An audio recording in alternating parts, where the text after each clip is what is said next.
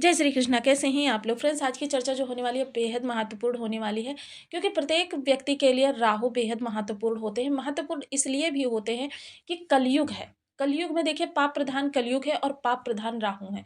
दोनों का एक ही प्रवृत्ति है और दोनों एक दूसरे के सानिध्य में बहुत अच्छे प्रभाव देते हैं। कलयुग का राजा कहा जाता है राहु को।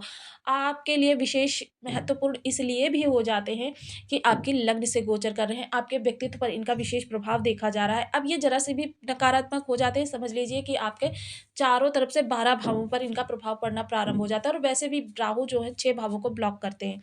एक जैसे आपके लग्न में बैठे हुए हैं, तो लग्न से इनकी दृष्टि जो जाएगी वो आपके ज्ञान पर, सप्तम पर और भाग्य पर।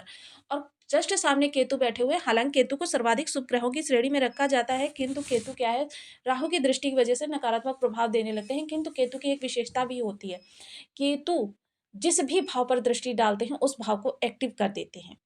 उस भाव पर अपनी आभा बिखेर देते हैं। देखिए एक्टिव कर देते हैं, एक्टिव वो नकारात्मकता में हो या सकारात्मकता में हो, ये अलग की बात है, लेकिन उस भाव को एक्टिव कर देते हैं। कभी-कभी क्या होता है, हमारे बर्थ चार्ट में बहुत सारे ऐसे भाव होते हैं, जिन पर ना तो कोई ग्रह होता है और ना ही किसी ग्रह की दृष्टि होती है। ऐसे में वो भाव रिक्त होता है और वह भाव हमारा अतृप्त पड़ा रहता है। वो भाव का कभी हमें प्रभाव प्राप्त ही नहीं होता है। ये चीज़ें भी देखना बहुत ज़रूरी हो जाती हैं। इसके अलावा साथ में राहु इस समय पर आपके लिए बेहद शुभकारी अवस्था में आने जा रहे हैं, क्योंकि सूर्य, शुक्र और गुरु, शनि यहाँ पर राहु को प्रभावित करने वाले हैं। जब इतने सारे ग्रह राहु को प्रभावित करेंगे, तो आपके लिए शुभता हर तरफ से निकल कर आएगी। लग्नगत बैठे हुए हैं, आपकी बुद्धि पर भी इनका विशेष प्रभाव है, क्योंकि राहु के पास अपनी जो बॉडी नहीं है, तो ये आपकी माइंड को ही कंट्रोल करते हैं और आपके द्वारा ही ऐसे कार्यों को करवाते हैं कि आप या तो अर्श से फर्श या फर्श से अर्श, दोनों ही देखिए इनकी प्रवृत्ति है। और चारों तरफ फैले हुए प्रदूषण और तरंगों से, जो नेटवर्क की तरंगे होती हैं, इनसे हमने राहु को बेहद प्रबल कर दिया है, जिससे राहु जो है एक षड्यंत्रकारी माहौल भी क्रिएट कर देते हैं। लोग आपको गिराने का प्रयास करते रहते हैं, आपसे खुद को सुपीरियर दिखाने का प्रयास करते रहते हैं। तो ऐसी स्थिति में इनके लिए बहुत ही विशेष बन जाता है इनको चर्चा का विषय बनाना।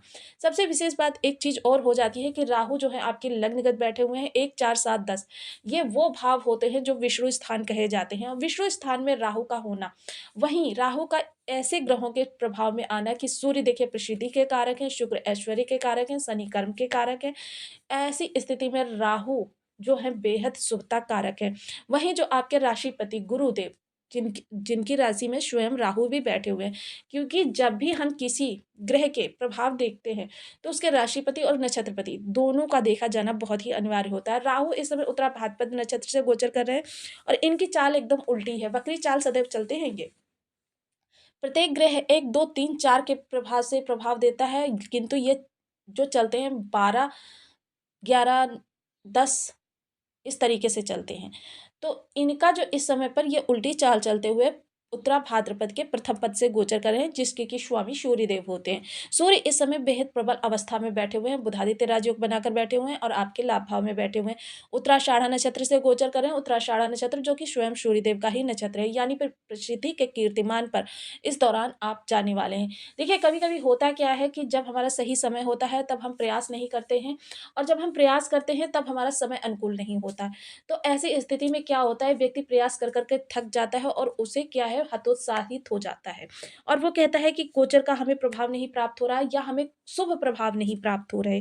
तो ऐसी स्थिति जो होती है बहुत ही, कहते हैं ना कि कष्टकारक होती है। कष्टकारक स्थिति इसलिए भी कि आप प्रयास कर के थक गए, लेकिन ये समय पर आपने नहीं किया, क्योंकि सही समय पर किया गया सही प्रयास आपके लिए सही साबित होता है। जब तक आप सही समय पर सही प्रयास नहीं करेंगे, तब तक आपको लाभ की प्राप्ति नहीं हो सकती, कितने भी आप प्रयास कर लें। क्योंकि यदि आपकी जो मंजिल है वो पूर्व दिशा में है और आप पश्चिम में जा रहे हैं, तो आप मंजिल से दूर ही जा रहे हैं।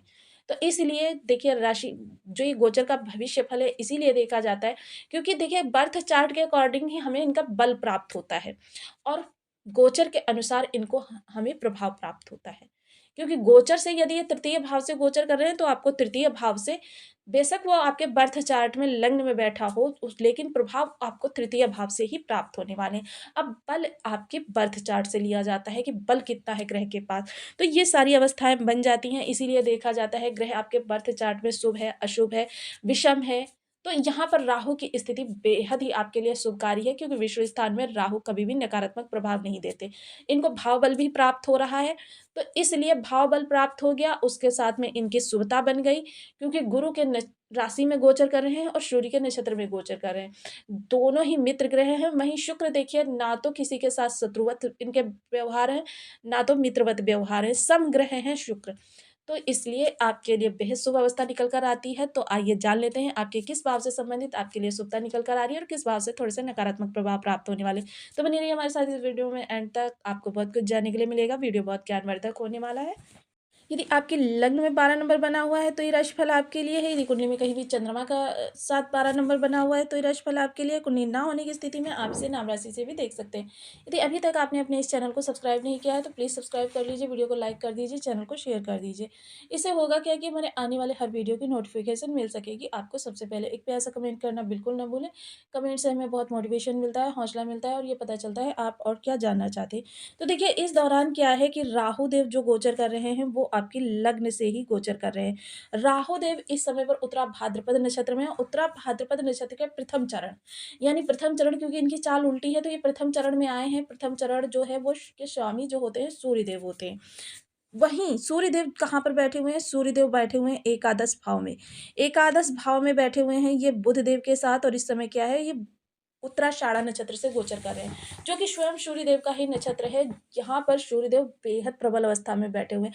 जब भी किसी ग्रह की अवस्था का दृष्टिपात किया जाता है तो सबसे पहले उसके राशिपति और नक्षत्रपति, इन दोनों की स्थिति को देखना अनिवार्य हो जाता है। यहाँ पर राहु की जो नक्षत्रपति हैं वह बहुत ही शुभ अवस्था में, प्रबल अवस्था में बैठे हुए हैं, यानी कि राहु भी इस समय पर प्रबल प्रभाव देते हुए आपको दिखाई देंगे। वहीं इनके साथ में देखिए 28 तारीख को शुक्र का गोचर होगा। शुक्र जो कि राहु के गुरु हैं।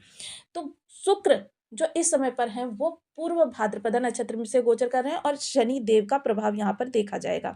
सूर्य और शनि का प्रभाव भी यहाँ पर देखा जाएगा। सूर्य जो प्रसिद्धि के कारक हैं, शुक्र ऐश्वर्य के कारक हैं और राहु अचानक के कारक हैं, और वहीं शनि जो हैं वो आपके कर्म के कारक हैं।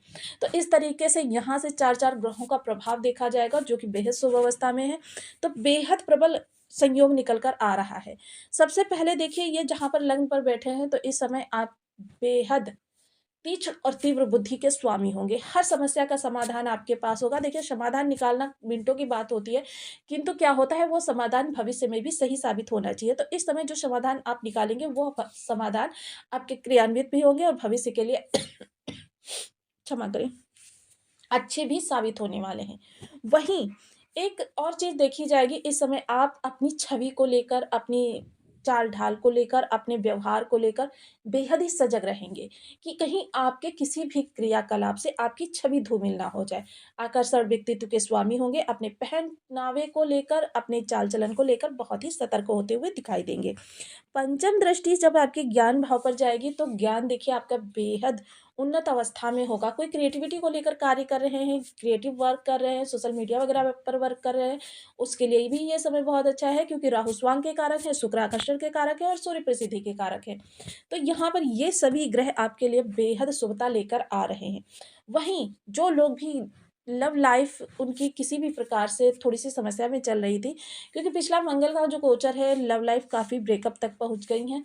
उस प्रभाव से ये मुक्त होकर अब आपकी लव लाइफ में देखिए बहुत ही, कह सकते हैं ना, अच्छा समय आ गया है। सब रिश्ते बेहद माधुर्यपूर्ण होंगे। संतान के लिए प्रयास कर रहे हैं तो थोड़ा-सा विराम दें, संतान की तरफ से आपके लिए शुभ समाचार आ सकते हैं। शेयर मार्केट से जुड़े हुए लोगों के लिए बहुत ही अच्छा समय है। हालाँकि पहले इन्वेस्टमेंट करने से एक बार कुंडली का एनालिसिस करवा लें। उदर विकार को लेकर थोड़ा-सा सचेत रहें। इस दौरान आपके उदर विकार वगैरह की समस्या हो सकती है। पंचम दृष्टि जब आपकी डेली इनकम के भाव पर जाएगी तो क्या है, डेली इनकम देखिए 2 प्रकार के लोग होते हैं डेली इनकम में।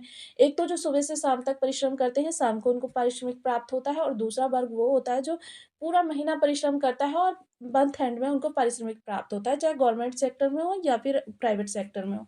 दोनों के लिए ये समय अच्छा है, उनको आगे बढ़ने के मौके प्राप्त होते हुए दिखाई देंगे। जीवन साथी के साथ तालमेल बेहद माधुर्य होगा। जीवन साथी थोड़ा-सा चालाक इस दौरान होगा, आपके साथ चालाकी करता हुआ दिखाई देगा। हालाँकि ये कोई चिंता की बात नहीं है, क्योंकि चालाकी जो ये होगी वो आपके बेहतर फ्यूचर के लिए ही होने वाली है। व्यापार से जुड़े हुए हैं तो व्यापार में बेहद इस समय पर शानदार समय बीतने वाला है। नवम दृष्टि भाग्य भाव पर जाएगी, तो देखिए कभी-कभी आपका कर्म बेहद प्रबल होता है, कभी आपका भाग्य प्रबल होता है और कभी आप प्रबल होते हैं। तो इस दौरान आप और आपकी भाग्य दोनों ही प्रबल अवस्था में हैं। तो यह समय काल जो है आपके भाग्य, क्योंकि क्या होता है 99 पे ले जाके कार्यों को इसलिए विराम देना पड़ता है कि भाग्य साथ नहीं है, किंतु अब भाग्य भी साथ है और आपकी मेहनत भी आपके साथ है। तो दोनों ही अवस्थाएँ बहुत ही अच्छी बन रही हैं। इस दौरान आपको अपने प्रयासों को थोड़ी-सी गति प्रदान करनी चाहिए।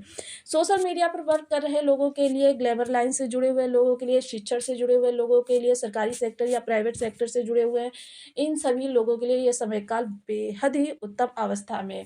इस समय आप ट्रांसफ़र, प्रमोशन या ऐसी किसी भी स्थिति के बारे में सोच रहे हैं तो आपके लिए बेहद अच्छा समय है। वहीं ये समय देखिए आपके लाभ को इंगित कर रहा है, तो लाभ तभी बढ़ता है जब कर्म आपका प्रबल होता है, भाग्य प्रबल होती है, तो कर्म पर इसका लाभ का जो प्रभाव है प्रत्यक्ष या अप्रत्यक्ष रूप से कर्म पर भी देखा जाता है। तो इस दौरान आपके कर्म में परिवर्तन के योग निर्मित हो रहे हैं। राहु यहाँ पर, क्योंकि राहु परिवर्तन को भी दर्शाते हैं। तो इस दौरान आप बेहद धार्मिक व्यक्तित्व के स्वामी होंगे। इस दौरान ऐसा नहीं है कि आप दिन-रात पूजा-पाठ करते रहेंगे, किंतु मन में एक निष्ठा होगी, ईश्वर के प्रति आस्था होगी। तीर्थाटन पर भी जा सकते हैं या माता-पिता को घर या फिर घर के किसी बड़े बुजुर्ग को भेज सकते हैं। घर में मांगलिक कार्यक्रम करवा सकते हैं या फिर किसी कार्यक्रम में जा सकते हैं।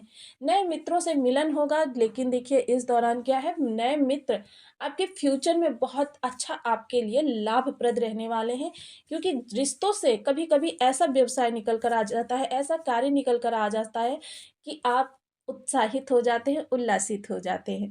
तो कुल मिलाकर कहें तो ये गोचर काल आपके लिए सर्वश्रेष्ठ रहने वाला है और ये गोचर काल काफ़ी लंबा चलने वाला है। तो एक चीज़ और यहाँ पर आपके लिए विशेष देखी जाएगी कि इस दौरान क्या है, आप कर्म में यदि परिवर्तन करेंगे तो उसमें भी आपके लिए बेहतर ही निकल कर आएगा।